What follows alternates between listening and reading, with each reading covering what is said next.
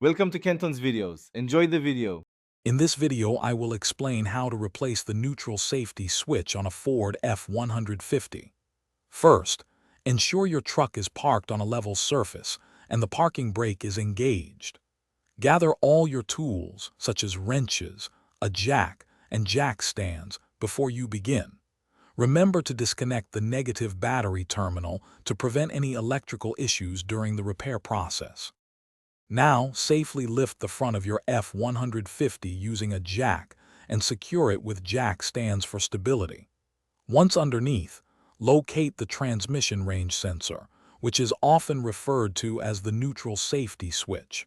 It's typically found on the side of the transmission. Carefully disconnect the electrical connector attached to the switch.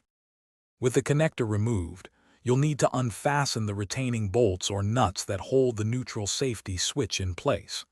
Use the appropriate wrench or socket for this step. Once the fasteners are out, gently twist and pull to detach the old switch from the transmission.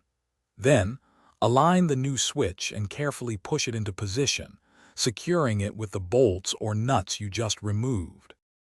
After the new switch is securely installed, reconnect the electrical connector firmly. Double-check all connections to ensure they are snug. Now, you can safely lower your F150 from the jack stands. Reconnect the negative battery terminal.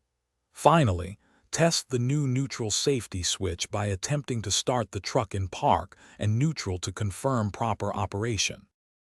Thanks for watching. Consider subscribing if we helped you.